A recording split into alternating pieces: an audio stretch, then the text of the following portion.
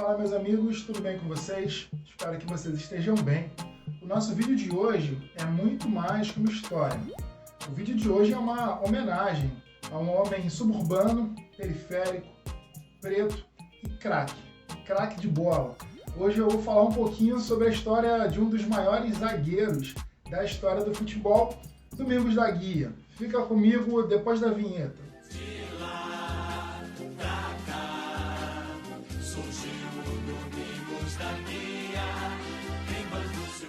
Domingos Antônio da Guia nasceu em 1912 no bairro de Bangu, na zona oeste do Rio de Janeiro.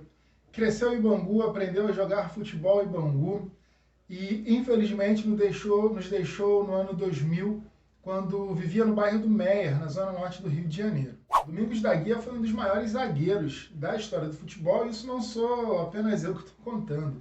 Isso a história nos conta. Ele estreia no time do Bangu em 1929, ainda garoto, com menos de 18 anos de idade, num Flamengo e Bangu. O Bangu vence por 3-1 e Domingos chama a atenção de todos ali que estavam assistindo o jogo.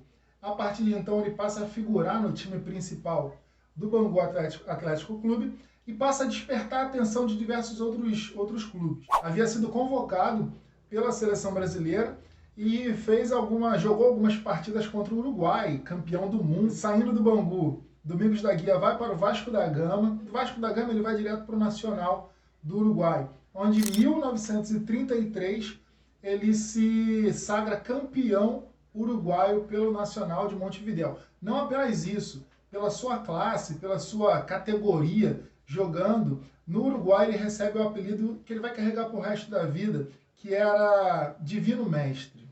De volta para o Brasil, em 1934, o Divino Mestre, Domingos da Guia, vai para o Clube de Regatas Vasco da Gama, onde ele se sagra campeão carioca daquele ano. Um ano depois, deixa o Brasil mais uma vez, foi contratado pelo Boca Juniors da Argentina e se sagra campeão argentino em 1935. Domingos da Guia foi campeão em 3 anos consecutivos, em 3 cidades diferentes, em 3 países diferentes. No começo de conversa, eu, amante do esporte, do futebol, não consigo lembrar de outro jogador que tenha feito o mesmo que Domingos.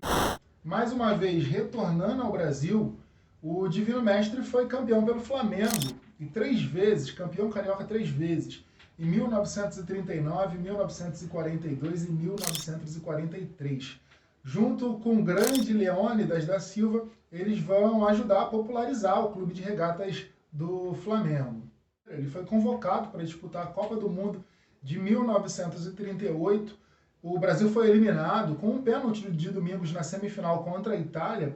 Porém, ele não só foi eleito o zagueiro mais completo da Copa do Mundo, como ele integrou o All-Star Team da FIFA.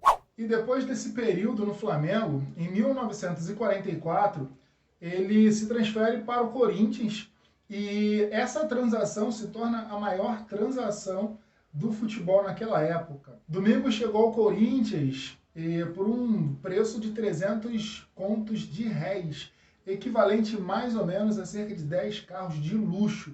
No Corinthians, vai ser campeão da Taça Cidade de São Paulo, se torna campeão em mais uma cidade. Domingos da Guia é campeão em 4 cidades diferentes. Ele regressa ao Bangu em 1950, em uma partida festiva, comemorativa, no jogo de despedida. Domingos vence mais uma vez o Flamengo por 3-1, o mesmo resultado, coincidentemente ou não, da sua estreia em 1929.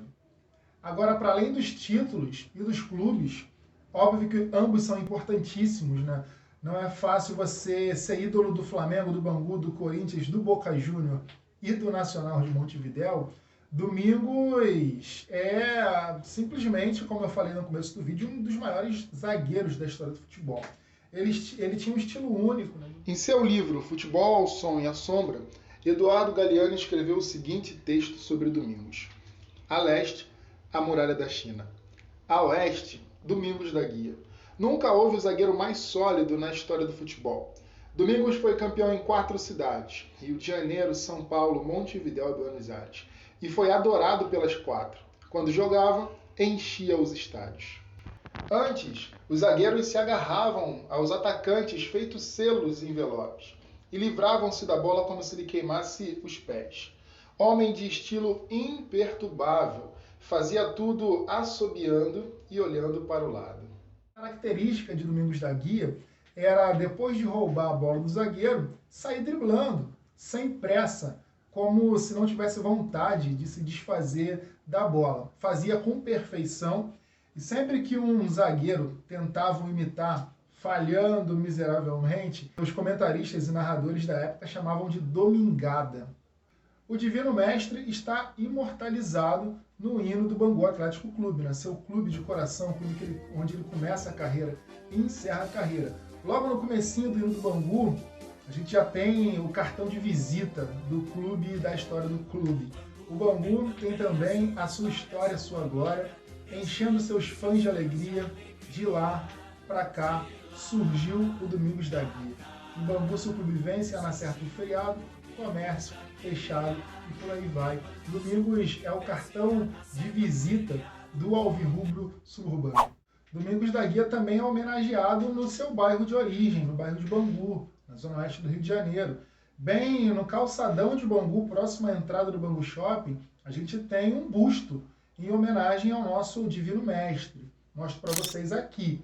O busto foi feito pelo cenógrafo Clécio Regis, o mesmo que fez a estátua do Thomas Donohue que eu contei no nosso vídeo anterior. Não tem como falar de Domingos sem falar do clã da Guia, da família da Guia. Quando Domingos começa a jogar, ele tinha outros irmãos que já haviam jogado e que ainda jogavam pelo clube, como Luiz Antônio da Guia, Médio da Guia, que dominava tanto a arte de jogar no meio campo, que o Mamed recebeu o nome da posição que ele jogava, médio, e assim ele é conhecido até hoje. E Ladislau da Guia. Ladislau ele é só o maior artilheiro da história do Bangu, com 230 gols. Pensou que eu ia acabar de falar da família? O vídeo está quase acabando, mas a família da Guia é maior ainda. O filho de Domingos da Guia, Ademir da Guia, que também começou a jogar no Bangu ali no final da década de 50, foi campeão com o Bangu em 1960, campeão do torneio internacional de Nova York. Ele só é considerado um dos maiores jogadores, se não o maior jogador da história do Palmeiras. Fez parte da academia do futebol, era dono de uma classe, de uma forma de jogar futebol única também, herdou e aprendeu com o mestre Domingos da Guia. Por conta do seu pai, Divino Mestre, Ademir da Guia recebeu o apelido de Divino. Só Divino. Eu ia embora sem falar, mas é motivo de muito orgulho. E alguns anos atrás, 2, 3 anos, se eu não me engano, eu vi um jogo festivo entre o time Master do Flamengo e o time Master do Bangu no estádio de Moça Bonita. E eu posso dizer que ali durante 5, 10 minutos eu vi o filho de Domingos da Guia, o seu Ademir da Guia, o Divino, jogar.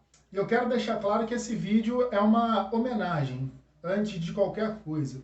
Eu estou gravando esse vídeo no dia 19 de novembro de 2020. Domingos da Guia, ele nasceu no dia 19 de novembro de 1912. Eu estou gravando na véspera da Consciência Negra e nada melhor do que homenagear um homem preto, uma família preta, periférica, suburbana, que simplesmente marcou a história do futebol ao longo do século XX. A gente fala dos irmãos de Domingos da Guia antes dele, o legado que Domingos da Guia carrega e o filho, Ademir, que marcou a história do nosso futebol. Aquela perguntinha de praxe, aquela perguntinha de lei. Você conhecia Domingos da Guia? Já ouviu falar em Domingos da Guia, no clã da Guia, em Ademir da Guia? Não deixa de comentar aqui, vamos trocar um pouquinho de memórias e de experiências, vamos contar histórias juntos. E se você gostou desse vídeo, não deixa de curtir, de compartilhar com seus amigos também. Se você não for inscrito, não esqueça de se inscrever no canal. E eu prometo que volto semana que vem com mais histórias periféricas, com mais histórias suburbanas. Um abraço, até!